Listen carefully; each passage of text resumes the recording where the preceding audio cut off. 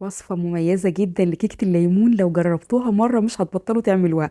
على قد ما هي مقاديرها بسيطة جدا، وطريقتها كمان تنفع جدا للمبتدئين. طريقتها بسيطة قوي، تنفع في الخلاط او في المضرب او حتى بالمضرب اليدوي. بتحافظ على طراوتها فترة طويلة، وفي نفس الوقت هشة جدا واسفنجية، وطعمها رهيب. تعالوا نشوف هنعملها ازاي.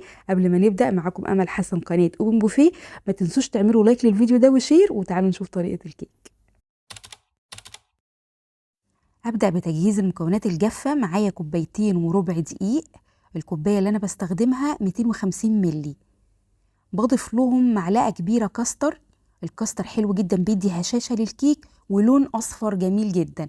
لو مش متوفر ممكن أستخدم معلقة نشا، مفيش مشكلة.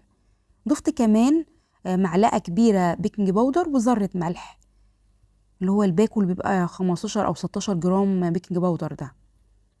نخلتهم كلهم مع بعض، وممكن انخلهم مره تانية علشان اتاكد ان البيكنج باودر اتوزع كويس قوي في الدقيق.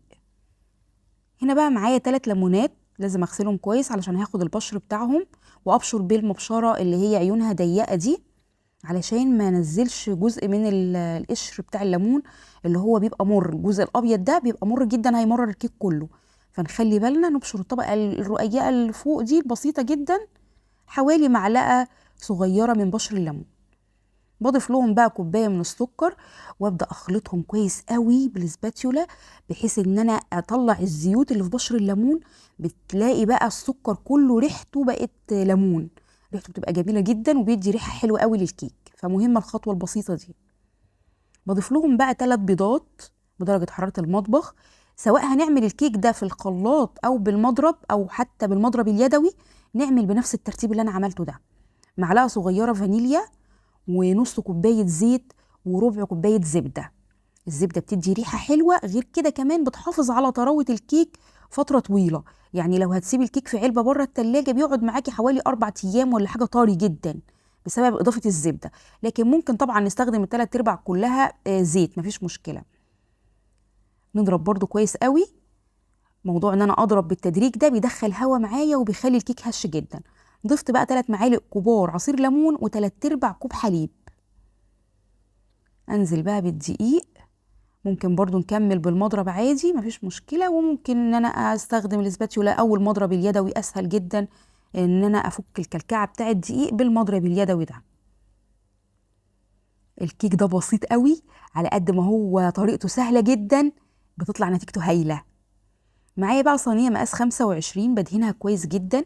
انا بفضل خبز الكيك في الصواني الالومنيوم، والمخبوزات عامة بتبقى حلوة جدا في الصواني الألومنيوم. توزيعها على الحرارة كويس، خاصة لما تبقى كمان صينية تقيلة.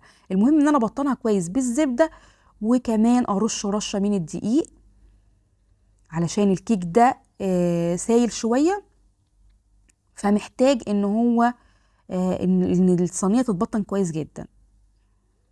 هتخلص من اي بواقي طبعا للدقيق، وانزل بخليط الكيك. شفنا القوام عامل ازاي بتاع خليط الكيك، سايل شوية عن الكيك العادي. بدخلها بقى الفرن على درجة حرارة 180، على الشبكة تكون في الرف الأوسط. وده شكلها بعد نص ساعة.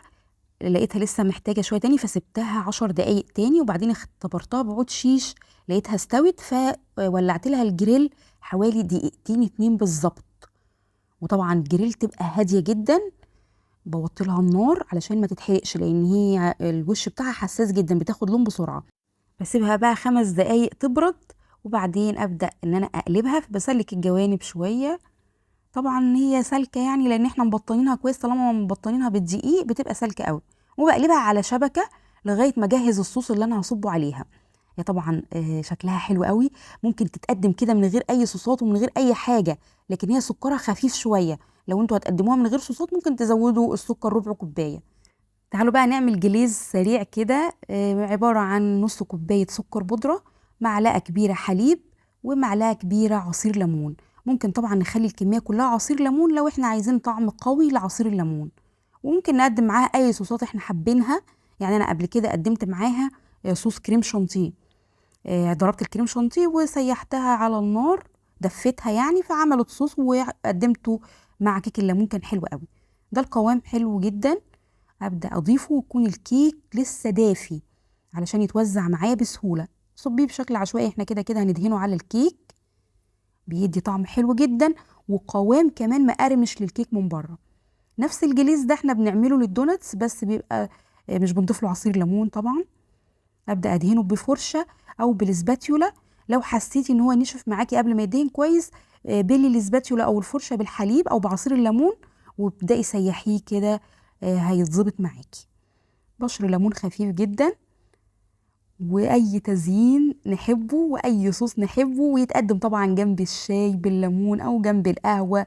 على فكره طعم الليمون مش قوي فيها، يعني لو انتوا حابين ان انتوا تقووا طعم الليمون اكتر من كده، ممكن ان انتوا تقللوا من الحليب وتضيفوا عصير ليمون.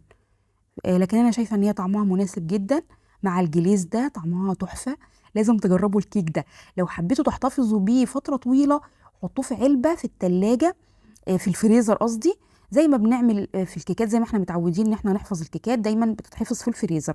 لكن لو عايزينها تقعد معاكم يومين 3 بره التلاجة، معاكي لغايه 4 ايام، بتفضل طريه وحلوه جدا في الشتاء. لكن في الصيف ما نكترش عن 3 ايام، وتبقى طبعا محفوظه في علبه. ممكن تتقدم تاني مع اي صوص انت حباه، او مع حليب حتى كده، مع حليب بعصير ليمون يتصب عليها، بيبقى حلو جدا. جربوا الوصفه.